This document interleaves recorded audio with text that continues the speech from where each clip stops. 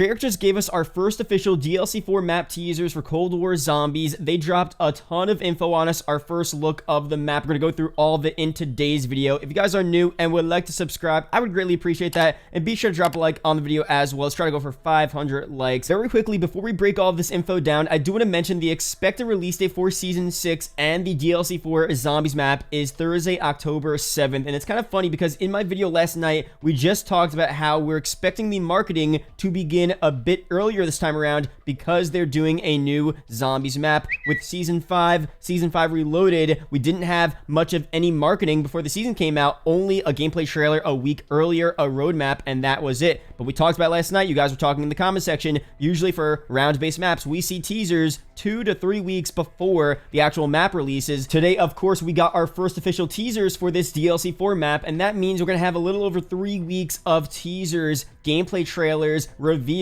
Super exciting if you're a Zombies fan. Can't wait to see all of that. But let's break down the new teasers today. The first one here, Treyarch posted on their Twitter. It is a shot, of course, of the main facility in the red light, green light campaign mission that we've been talking about. We knew from the Season 5 Reloaded intel that we would be going here to this mission in Ukraine for the final Zombies map, and Treyarch today are confirming that yes, this is the location of DLC 4. We'll talk about that in a second, what it looks like, what the map will look like later on with some gameplay. But let's read this here to Weaver. This is the place we must make our stand here from Ravenov. Really cool. Of course, we'll go through some of the intel as to what they're talking about. The next one here was posted on Treyarch's Instagram. Kravchenko plans to open a special gateway. They're trying to find him underlined. So first of all, the special gateway is kind of obvious. They're trying to breach into the Dark Ether yet again, but this time for a different purpose. They're trying to find someone. We have two different possibilities here. The main one is Zykov, someone that has potentially the power to defeat the Forsaken. Maybe they're also trying to find the Forsaken in general in the Dark Ether to defeat him. So it's kind of a double layered thing, but that's pretty much what they're referring to there. And again, we'll talk more about that in a second. And the final image here, posted, I think, on Snapchat or some other social media of Treyarch's. They say Omega's next operation is already well underway. They have been constructing for months. And another shot here of what looks like to be another version of the Cyclotron from Die Maschine. It'll most likely have a very similar purpose on this map as well, breaching into the Dark Ether. On Die Maschine, we were trying to actually stop the Cyclotron and close the rift. This map, it's the opposite. But overall, super cool teasers here, really cool images. Again, let's go through first the map itself, where it takes place, what it's going to look like, and then we'll go through more of the storyline stuff, what exactly is going to happen in this DLC 4 map. Finding and saving Zykov in the Dark Ether to help defeat the Forsaken, Samantha Maxis' new Dark Ethereal powers, how that's going to be used, the director reveal, a lot of stuff, but it's a point of contention, I feel like. Let me know down below, do you mind that this final map will be based on a campaign mission? Someone responded to Treyarch with this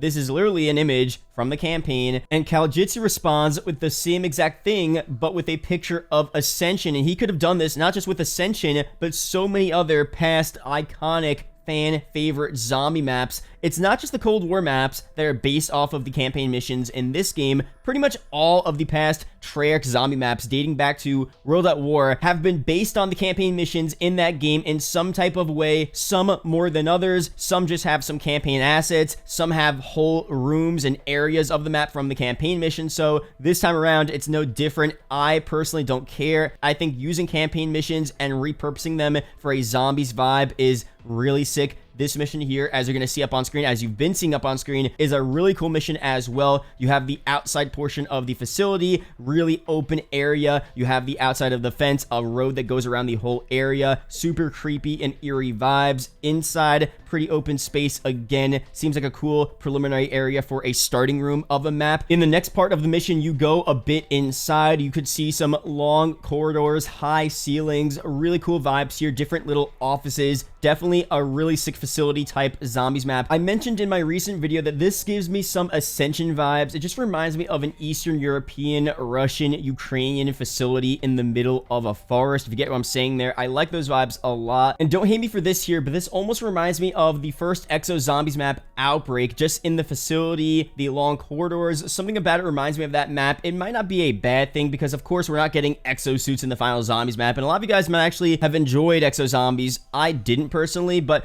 I'm just trying to think of things that this reminds me of, because it is kind of a familiar looking place, but at the same time, it's new. Let's go through other parts of this zombies map from the campaign mission. Of course, we don't know exactly what parts of this mission will be brought over into the DLC 4 map and what parts will be changed. This arcade room you're seeing up on screen is super cool. Gives me some heavy Infinite Warfare zombies in Spaceland vibes. The purple, the blue. I love this atmosphere a lot. Definitely an 80s theme as well. So this would be a cool little thing to mix in with the rest of the somewhat dark and dreary facility in this zombies map. And the middle here is also really funny. We talked about this in my video a couple of days ago. It's pretty much a version of Nuketown, but with all different buildings. A movie theater, Burger Town is there. There's all little shops and stores and residential buildings. Pretty much an expanded version of Nuketown. It's really cool, honestly. I don't know if this is going to be brought over into the actual zombies map. I have a feeling that this center portion here, again, we talked about this a couple days ago, will be a completely different area. This might be where the cyclotron is, because in the actual campaign mission, red light, green light, there obviously is no cyclotron. There's no giant Omega machine to breach into the Dark Ether with, so of course you're going to have a lot of that stuff added to the zombies map. So most likely the outside portion, all of the outside portions that you've been seeing in this gameplay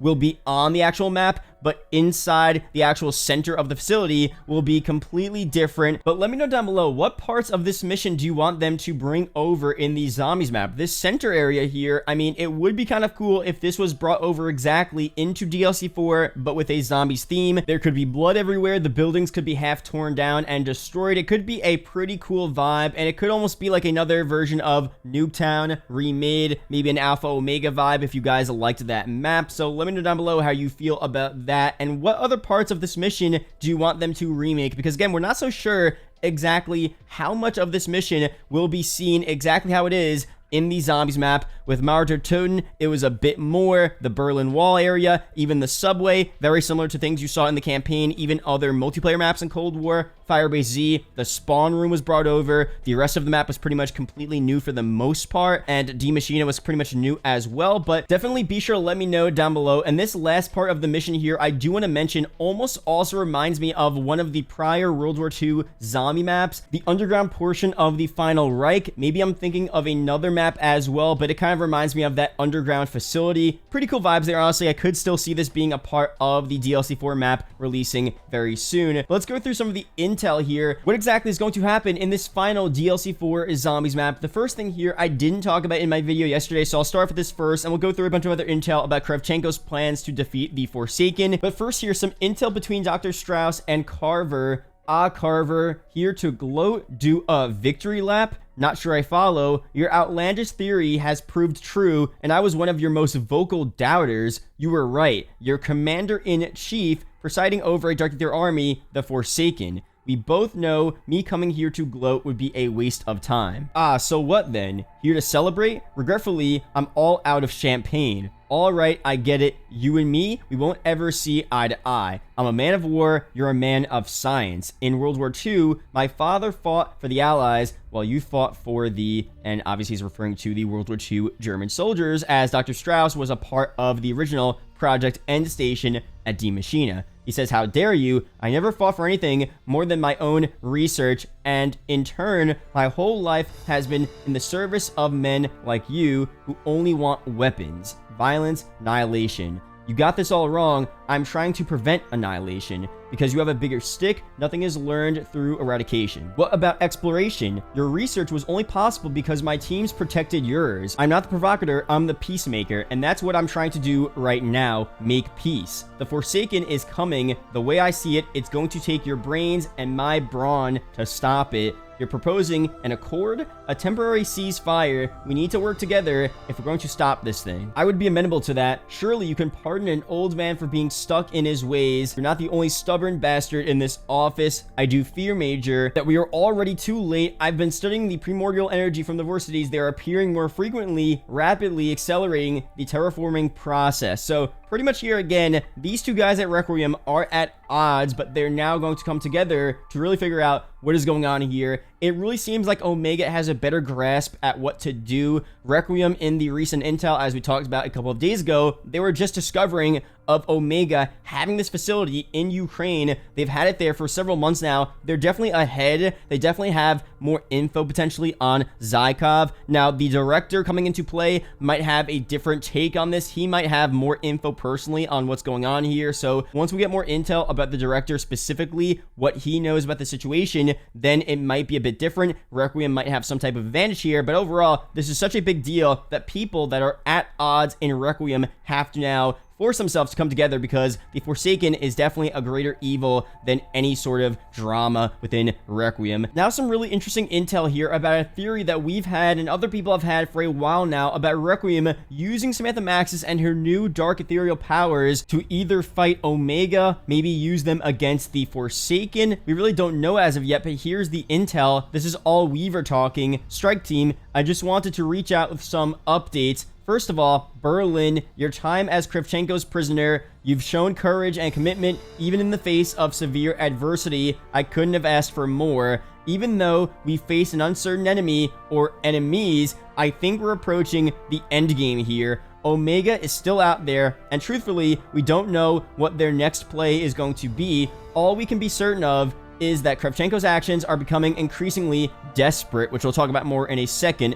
As you know, or I hope you know, Agent Maxis may be our most valuable asset. She's turning out to be something special, as your rescue in Berlin clearly showed. So again, he's directly referring to Samantha Maxis in the Matterzx Easter egg ending cutscene, having all these Dark Ether powers. They want to use that to either fight the Forsaken, other Elder Gods in the Dark Ether, maybe Omega as well. We'll see how that turns out very soon, but it's really, really crazy to see now Samantha Maxis being used, not as a pawn necessarily, but just being used in some type of way. Maybe she doesn't want to be used in this type of way. I feel like Samantha Maxis will not like this here. I mean, she's literally being held captive by the director of Requiem right now, as we've talked about in other intel, so I don't think she's gonna like this idea to use her powers in the DLC 4 map, but it seems like that's what's going to happen here. And with Kravchenko pretty much going out of his mind, here's some intel from Omega. Growing concerns. Peck and Kravchenko and Peck, it's not like the Colonel to keep his most trusted man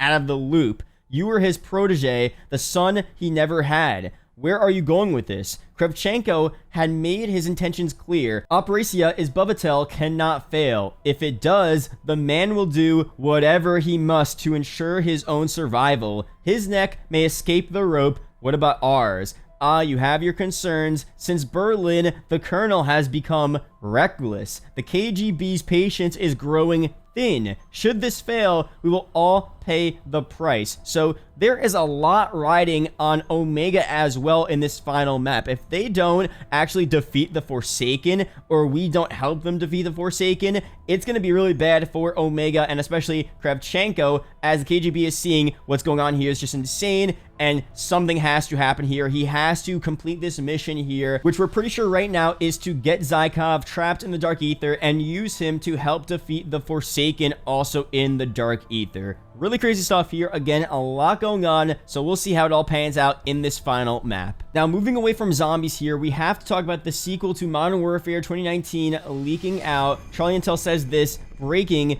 VGC sources also confirm Call of Duty 2022 to be a sequel to Modern Warfare 2019 and state the game will center around US Special Forces fighting a covert war against Colombian drug cartels. Sounds pretty interesting, and they go on to say this: the information also lines up with what I've heard about the game, and I've also heard some whispers that the game is going to be pretty incredible, but we'll wait till next year for that. Back to hashtag Vanguard. So super interesting stuff here. I know a bunch of people were talking about how it's way too early, and it definitely is. We have to wait to play Vanguard, enjoy that game, and we'll start to get some teasers and marketing for the next game, the Modern Warfare sequel, probably around the summer of next year. But if the news is coming out out, if the information is coming out, people want to talk about it, people are interested, so we do have to at least mention it here. The general storyline for the game does sound fairly cool. The game overall has been said to fix a bunch of the issues people had with the first Modern Warfare, and Charlie Intel also says that they've been told the game will be pretty incredible. Of course, that is such a general statement, so we're not going to know for sure until we get some gameplay reveal trailers, and ultimately we'll have to actually play the game itself in its entirety to really see if it is a good game and if it did fix a bunch of the issues people had with Modern Warfare. Now, for me, the big issues I had with that game, especially the multiplayer, were the doors and the map design. To me, it was way too crazy, too many camping spots, too many windows. With Vanguard's multiplayer, it seems like a lot of those same MW 2019 vibes are present in most of the beta maps we're playing right now, and I'm not saying that that means this MP will actually suck when the game comes out, because we don't really know what all the maps are like in Vanguard, but I just didn't prefer that style of a multiplayer map design from MW 2019. So again, if behind the scenes insiders, now Charlie Intel, are saying that, you know, they're changing stuff from the last game, it's going to be really incredible, they're fixing all of the mistakes, they're listening to the community, maybe this could end up being a really sick, perfect Modern Warfare game. And keep in mind, there are also rumors about a lot of the MW2 stuff, the different weapons and maps and stuff being brought over into this MW2 sequel, because most likely we're not getting an actual separate MW2 multiplayer remaster. What they're going to do is bring a lot of the MW2 content and just put it into Modern Warfare 2, the sequel, whatever they end up calling it in 2022. So let me know how you feel about that down below. I'll probably have to make future videos about this as we get closer to the reveal and release, but this was just some preliminary info we had to go through here. But that's pretty much it for this video. Thank you guys for watching. Hope you guys did enjoy. Let me know down below how you guys feel about DLC 4, the map location, the new teasers, the storyline. Are you happy that it's based off of this campaign mission? Would you rather the map take place somewhere else? Be sure to let me know. There are 2 videos up on screen that may interest you, so be sure to check one of them out. Really do appreciate it, guys. Shout out to the YouTube channel members as always, and I'll see you guys in the next video or live stream. Peace out, guys.